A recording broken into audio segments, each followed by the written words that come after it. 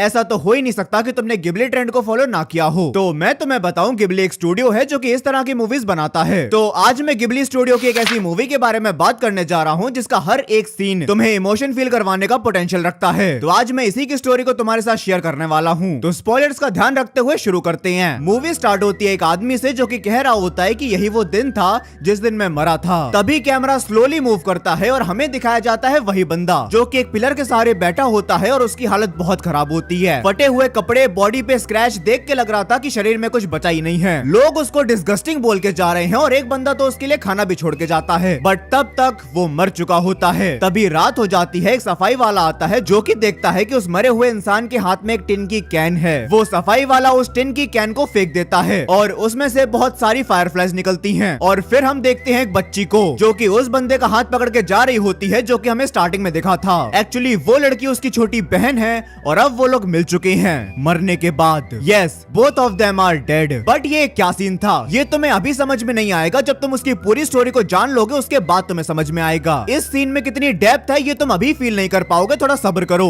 इस लड़के का नाम है सेता और इसकी बहन का नाम है सेत्सुको। हम देखते हैं कि सेता और सेत्सुको बहुत नॉर्मल लाइफ जी रहे हैं। एक फैमिली है, एक अच्छा घर है और अगर बहुत सारी मुसीबतें हैं तो उसके साथ में खुशियां भी हैं। उनके फादर नेवी में है और उनकी मदर घर पे रह के उनका ध्यान रखती हैं। जापान में वर्ल्ड वॉर 2 चल रहा है और एक दिन एयर रेड होती है। अमेरिकन बॉम्बर्स हर जगह पे बॉम्ब गिरा रहे होते हैं। सेता जल्दी से अपना सामान उठाता है और सेत्सुको को लेके वहाँ से भाग जाता है। बॉम्बिंग की वजह से पूरे शहर में आग लग चुकी है और पूरा शहर खत्म हो चुका है। लोग चिल्ला रहे हैं, किसी का कोई मर रहा है और लोग जल रहे हैं। सेता सेत्सुको को बचाते हुए एक रिवर के पास एक शेल्टर में लेके आता है। वहाँ पे घंटी बजाते हुए एक बंदा आता है जो कि सबको इन्फॉर्म करता है कि स्कूल के अंदर फर्स्ट एड की फैसिलिटीज प्रोवाइड कराई जा रही हैं। वो अपनी छोटी बहन को लेके वहाँ पे जाता है और जब वो वहाँ पहुँचता है तब वो क्या देखता है, वो ये देखता है और ये इसकी मदर है। भाई वो पूरी तरीके से जल चुकी है और पूरी बॉडी पे बैंडेजेस बंधे हुए हैं। उस वक्त वो थोड़ी बहुत सांसें ले रही होती हैं और सेता का मन करता है कि बस वो एक बार रोना चाहता है और चिल्लाना चाहता है, बट उसे याद आती है सेत्सुको की उसकी छोटी बहन, वो उसे हर्ट नहीं कर सकता। कुछ टाइम बाद उनकी मदर मर जाती है और उनकी बॉडी में कीड़े लग रहे होते हैं और इस बारे में वो अपनी छोटी बहन को भी नहीं बताता।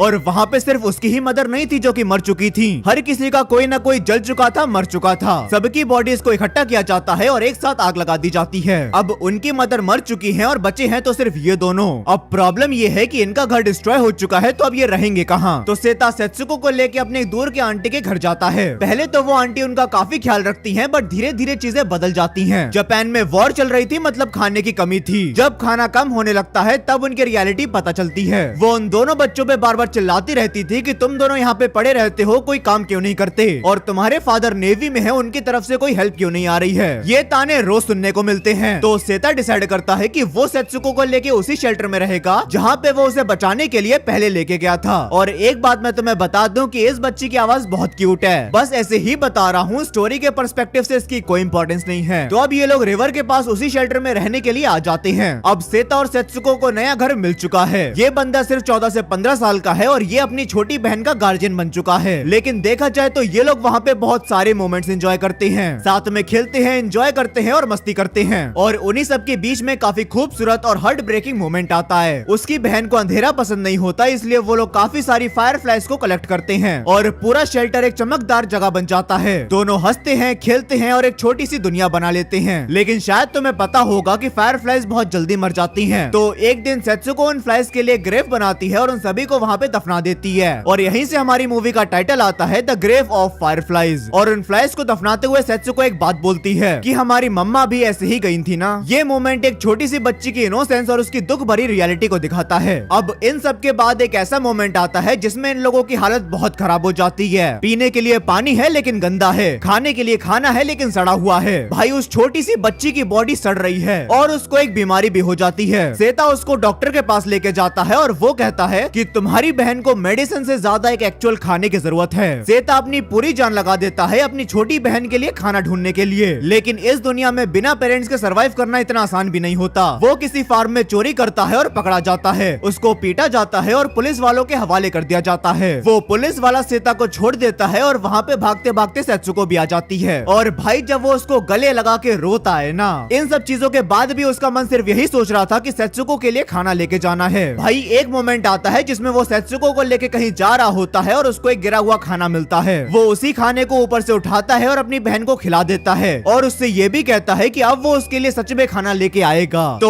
एक दिन वो कहीं से फ्रेश वाटरमेलन लेके आता है। वो इतनी कमजोर हो चुकी थी कि वो चल भी नहीं पा रही थी। उसका मन हेलुसिनेट कर रहा था, उसे पत्थर भी खाना दिख रहे थे। जब सेता उसके लिए फ्रेश वाटरमेलन लाता है वो उसके पास रख देता है और कहता है कि तुम ये खाओ, तब तक मैं तुम्हारे लिए खाना बनाता हूँ। वो वाटरमेलन रखे रहते हैं और सेत्सुको सो जाती है। और क्या तुम्हें पता है फिर वो कब उठती है?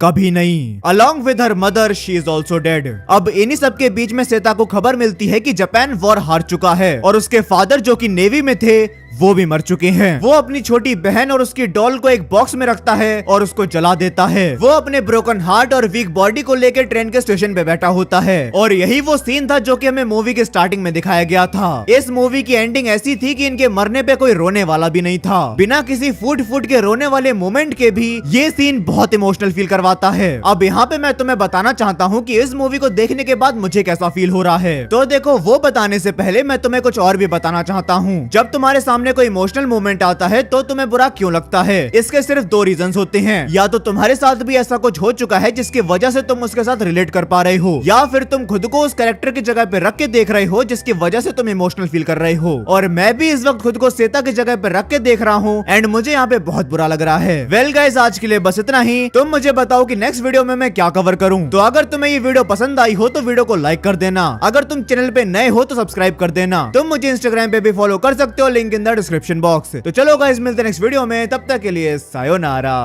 मच्छर तेरी